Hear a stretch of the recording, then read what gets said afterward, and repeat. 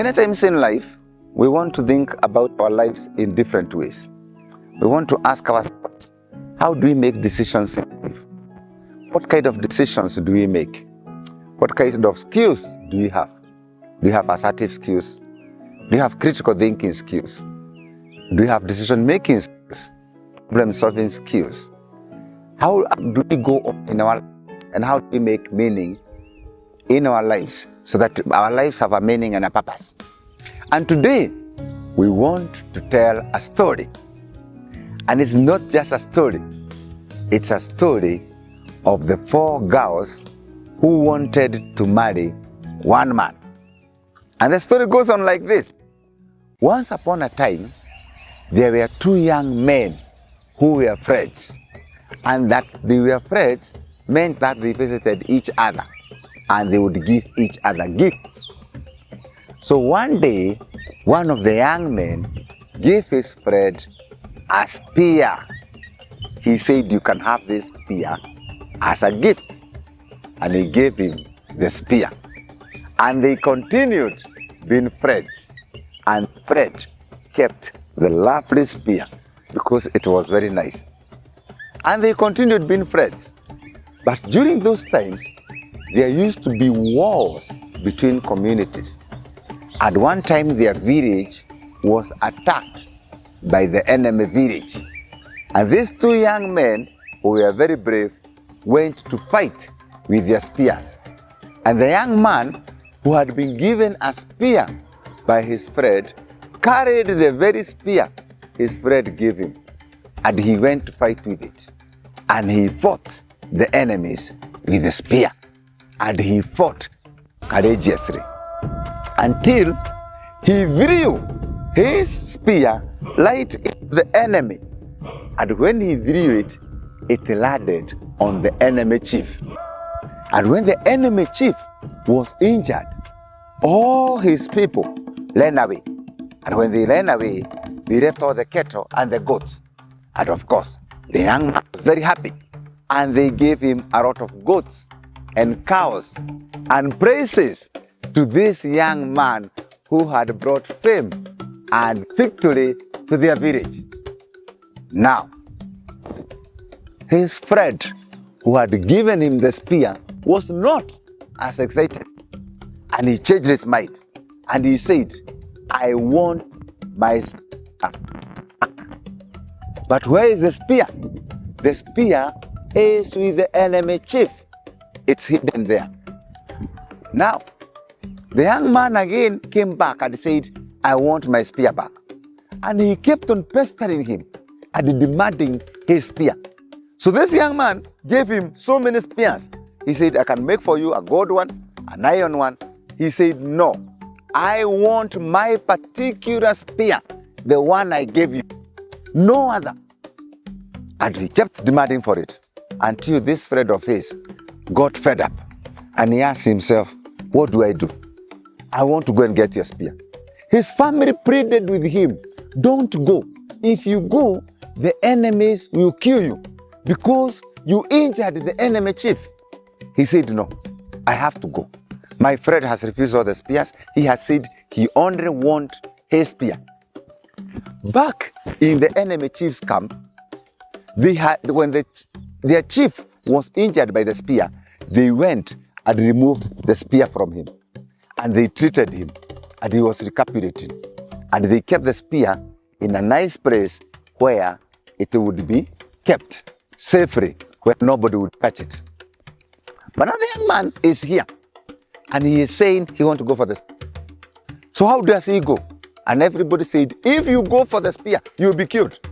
Well, he gathered his courage, and he said, "I'm going to go for the spear." But before he left, his fiancée or girlfriend said, "Wait, I'll go with you. If you have to be killed, I'll die on your behalf." Okay? He said, "Then we'll go with you." So he decided now to go with the fiancée or the girlfriend. So the 2 of them started on the journey. And he carried another spear and a sword and a knife. And they set on the journey to the enemy chief. So they walked across hills across valleys, passed the river, and as they passed through the river, they went to the other side to the enemy chief. And when they reached there, they didn't know how to get the spear. But where was the spear? The spear had been kept in the chief's house. And the chief had a very beautiful girl, or daughter if you like. And the beautiful daughter saw this handsome young man. And she said, I will steal the spear on condition that you marry me. So the girl went and stole the spear for the young man. And now he had the spear back. And he has fiancée, and he has the chief's daughter. And they set on a journey to his village. As they went on, they reached a river.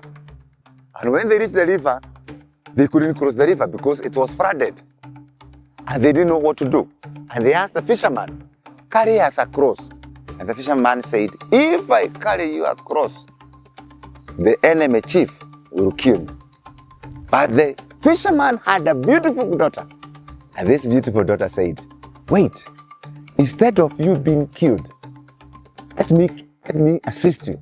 So she killed her father on behalf of the young man so that they can get into the boat and cross to the other side. So the young man, with his spear, or his friend, and the three girls, the fiancée, the chief's daughter, and the fisherman got into the boat. And the three girls rowed the boat for him until he crossed to the other side. But by this time, he was tired, he was exhausted. He had been thrown so many spears and arrows, so he was very weak. And when they reached the other side of the river, the young man fell down and he died. But there was a girl with charms, and she came and looked at the young man, and the young man was very handsome. And she gave the young man some charms, and the young man was back to life. Now, which of the four girls should the young man marry? This is a story which we call a dilemma story. What happens in our lives? You are there, you are a young man. Let's try the ones who go to college and universities, for instance, or who come from the village, if you like, or anywhere, even the slum areas, and they come to Nairobi, or wherever, or even go to America and everywhere, Europe, and they find themselves enticed by so many things. Let's ask again, which of the four girls should the young man marry? Who is the first girl here? The first girl is your education. It is what you had when you started. It's the spear you had. This young man could have gone on well with the spear he had instead of taking his friend's. But he decided to take his friend's spear. Is it okay to receive gifts? What kind of gifts should we receive? And what are the implications? But anyway, let's move away from the gifts and go to the four girls. The first girl is that one who is faithful to you. Your parents, your relatives, your teachers, who dedicate all the time and energy to make you better. But as you're doing that, there is the second girl, the chief's daughter, who has stolen for you the spear. She's enticing. She likes you. These are the drugs and substances of abuse, the immorality, the discourse, all the things that entice us about the world. The world is so nice. You see, she loves me. She has stolen the spear for me. Did she? Did she? Let's go to the third girl. This one did not even steal the spear. This one killed her father, the fisherman. There are those who tell you, I died for you. Everything I have is for you. They cover you. You can't see yourself. You believe this is it. They are the ones who have given me everything I have. Have they? And you are very comfortable with it. And you say to yourself, this is it. This is the car you drive. This is the big house you have. This is the family that sometimes you have and you neglect. But there's a fourth girl. This is the one who defies you. In all this, where is our religion? Where are the basic principles of humanity that we started with? when we were young?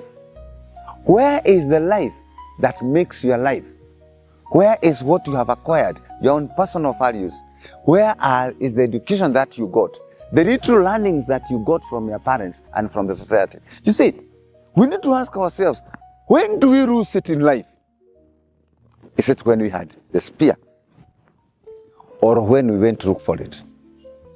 And when we went to look for it, what did we find? That is why this is called a dilemma story. In life, we have so many things that we have to choose from. There is the drug and substance of abuse. There is the spouse to marry, and there will be several. There is the work to do. There are the colleagues at work. There are the peers. That's why we need to be assertive. We need to know, when do we need the spear? When don't we need it? And yet life is about a spear. It's about us defending ourselves from the many people or many forces that come to attack us. So we need to fight them back. We need to hold steadfast to what we have.